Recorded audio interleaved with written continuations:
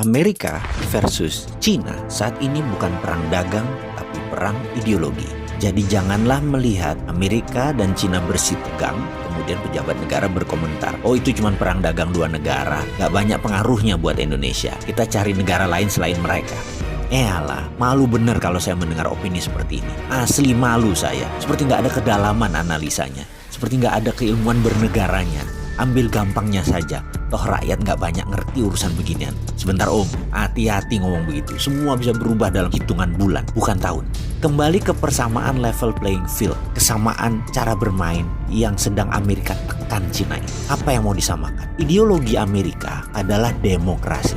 Ideologi Cina adalah komunisme. Amerika adalah swasta murni atau disebut market driven. Cina adalah government driven cara mengelola ekonominya. Amerika adalah kapitalisme. China adalah state capitalism. Ini level playing field. Beda banget. Amerika ingin menerapkan demokrasi sebagai landasan berdagang dan menggunakan alat penekan tarif masuk tinggi. Saat ini terlebih dahulu terhadap Cina. Amerika sangat anti dengan state capitalism karena untuk menegakkan state capitalism harus menggunakan state authoritarian atau menggunakan kekuatan pemerintah represif tangan besi, menekan pasar, menggunakan kekuatan negara seakan menjadi fasis sehingga pasar bebas seakan tidak ada. Itulah kapitalisme melihat state kapitalisme.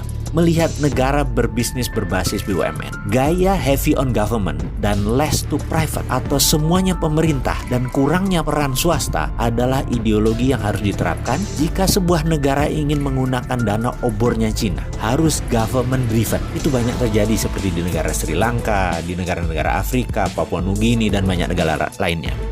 Framework demokrasi ekonomi dan state-driven ekonomi itu dua ideologi berbeda yang menjadi titik awal perang dagang. Ini perang baru dan senjatanya bukan bedil, tapi saat ini diawali dengan perang tarif dan perang dagang. Lalu bagaimana melihat perang ini bagi Indonesia dan bagaimana solusinya? Biar gampang, kita mau melihat negara mana yang melakukan state capitalism, yaitu jika mau masuk sebuah negara, mereka minta government guarantee. Negara mana yang menggunakan swastanya pada saat deal B2B, tapi senatornya, presidennya ikut menekan sebuah negara, ya. Itu kita harus mencurigai apa negara tersebut. Jadi Indonesia sekali lagi, ke depan bagaimana? Kalau saya secara pribadi, saya anti pasar bebas kapitalisme. Semua sahabat saya tahu bahwa saya anti state capitalism. Jadi saya anti Amerika, saya anti Cina, saya anti IMF, dan saya anti obor. Lalu ideologi bisnis saya apa?